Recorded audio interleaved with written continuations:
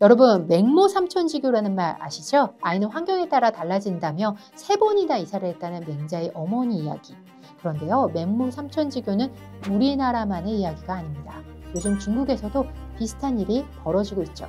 아이 교육을 위해서 부모가 집 2채를 팔아서 학군 좋은 곳으로 이사했다는 일, 중국에서 점점 많아지고 있습니다.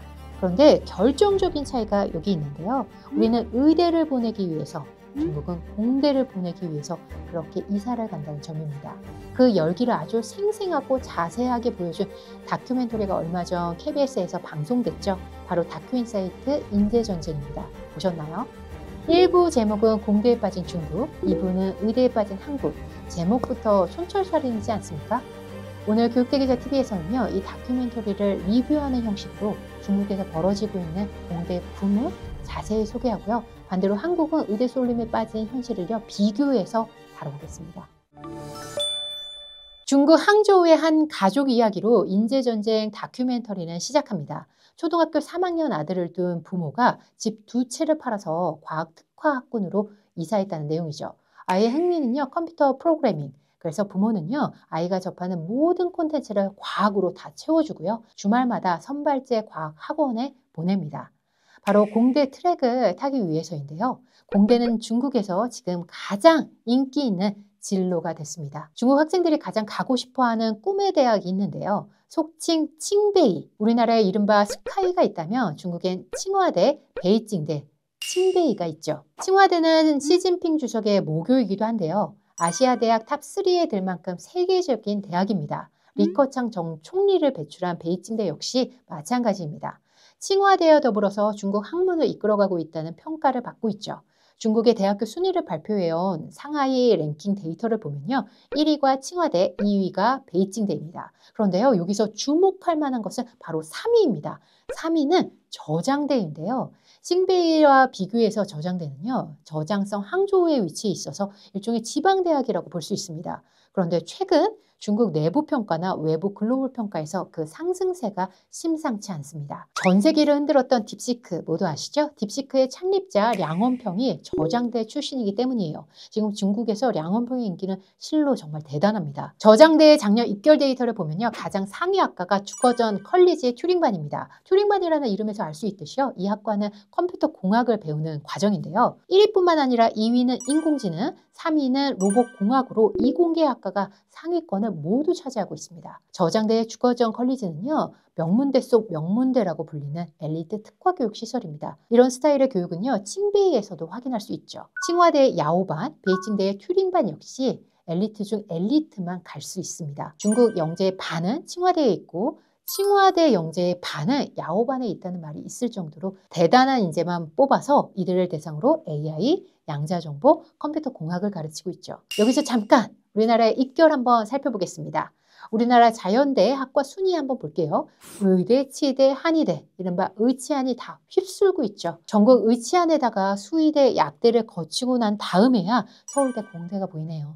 지난해 수능 상위 1.38%의 수험생이 모두 의대나 약대 계열로 진학했습니다. 다큐멘터리 마지막에 이런 내용이 나오는데요. 올해 중국의 가오카이엔, 우리로 따지면 수능에 1,335만 명이 응시했다. 그중 선발된 약 5%만이 국가가 지정한 최고의 이공계 대학에 입학한다. 이들은 약 90만 명. 지난해 우리 전체 수능 응시자의 약 2배다. 섬뜩한 내용이지 않나요? 그렇다면 왜 이렇게 중국에서 공대의 인기가 높을까요? 이유는 아주 심플합니다. 중국에서는 엔지니어가 의사보다 훨씬 더 인기 있는 직업이기 때문이에요. 심지어 의대생이 부러워하는 연봉을 받는다고도 알려졌죠. 6대 신생 테크 기업 항저우 육룡에는 공대 출신 청년 CEO들이 아주 즐비합니다. 자수성가한 보호 랭킹 1위부터 10위까지가 모두 테크 관련 기업이죠. 저장과학 기술대로 나온 이 CEO는요, 휴머노이드 로봇 기업을 세워서 10년 만에 직원 1,000명을 고용하고요, 기업 가치 2조 원을 돌파한 바 있습니다. 그가 1990년생이라는 사실 놀랍지 않으신가요? 중국 정부는요, 단순히 교육만 하는 게 아니라 대학 졸업 후에 스타트업을 세우는 청년들을 위해서 창업단지 지원까지 조성하고 있어서요. 수천억 원의 정부 투자를 아주 아낌없이 쏟아붓고 있습니다. 그 결과 딥시크, 포니 AI 같은 세계적인 기술 기업이 속속 등장하고 있고 AI 연구자, 로봇 공학자들이 세계 각국에서 중국으로 몰려들고 있습니다. 중국은 이공계를 키우는 데 있어서요, 국가주도 전략을 아주 명확하게, 아주 치밀하게 갖고 있죠. 정부는 2008년부터 천인 계획을 통해서 전 세계에서 활동하던 인재들을 중국으로 불러들이고 있고요. 그중에서도 한국의 국가 석학까지도 불러들이고 있습니다. 정년 퇴임 후에 연구 환경이 없는 한국 대신에 중국 대학의 석좌 교수로 명입돼서 수천억 연구비와 연구실 설계 권한, 그리고 숙소로 5성급 호텔까지 제공받는다는 사실까지 다큐멘터리는 소개하고 있습니다. 지금 중국에서는요, 원사 제도가 있는데요. 우리로 치면 국가 과학자라고 표현할 수 있을 것 같아요. 이공계 최정예 인재 1000명에게 국가가 직접 연구를 맡기기도 하고요. 1인당 수백억 단위로 프로젝트를 맡기기도 합니다. 연구자가 사회적으로 존경받고 대우받고 지원받는 구조. 지금 중국은 이공계를 국가의 전략 자산으로 보고 투자를 쏟아내고 있습니다. 그렇다면 우리는 어떨까요? 지난해 수능 만점자가 공대에 입학했다고 대서특필이 된 바 있는데요. 서장혁 군이 서울대 공대에 합격하고 가장 많이 들은 얘기, 왜 의대 안 갔어? 였습니다. 스카이 공대에 붙고도 등록을 포기하고 의대를 위해서 재수, 삼수를 택하는 일이 지금 현재 캠퍼스에서 비일비재하게 나타나고 있죠. 의대 진학을 위해서 초등 의대반 7세고시 지능검사까지, 이쯤 되면 과학기술은커녕 인간 자체가 진로를 결정할 자유를 잃어버린 것 같은 그런 생각까지 들게 만듭니다. 물론 의료의 중요성, 의사의 헌신 누구나 인정합니다. 모두 다 인정하는 사실이에요. 하지만 대한민국 상위 1%가 의사가 되려고 애쓰는 현실, 애쓰는 사회가 과연 건강한 구조일까요? 우리가 그동안 놓쳤던 것은 무엇일까요? 그럼 앞으로는 어떻게 해야 할까요? 제가 20년 가까이 교육계에서 종사하면서 안 변한 게 딱 한 가지 있다면 의대에 대한 쏠림인데요.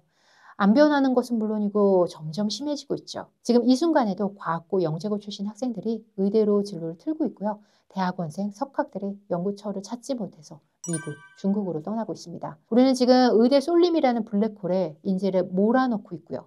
그 이면에는 안정성, 고소득, 사회적 인식이라는 현실적인 이유가 있겠지만 정작 국가는 그 인재를 어디에 써야 하는지, 어떤 분야에 전략적으로 투자해야 하는지 전혀 그림을 그리지 못하고 있습니다. 중국은 한 발 먼저 기술이고 국력이라는 판단을 내리고요. 인재 확보 전쟁에 뛰어들었죠. 그리고 그 결실을 지금 조금씩 보고 있습니다. 그렇다면 앞으로는 어떨까요? 반면 우리는 여전히 R&D 예산을 깎고 연구자에게 적정한 보상을 해주지 못한 채 왜 젊은이들이 의대만 가냐? 이렇게 손가락질만 하고 있지 않나요? KBS 다큐인사이트 인재전쟁은요. 중국이 과학기술로 미래를 준비하는 방식, 그리고 한국이 미래를 이뤄가는 구조적 현실을 정확하게 대비해서 보여주는 방송이었어요. 교육대기자TV는요. 앞으로도 교육이라는 렌즈로 국가의 미래를 바꾸는 흐름을 지속적으로 소개하고자 합니다. 여러분의 자녀는 앞으로 어떤 세상을 살아가게 될까요? 우리가 지금 어떤 선택을 해야 하는지는 이 다큐멘터리 속 중국의 사례에서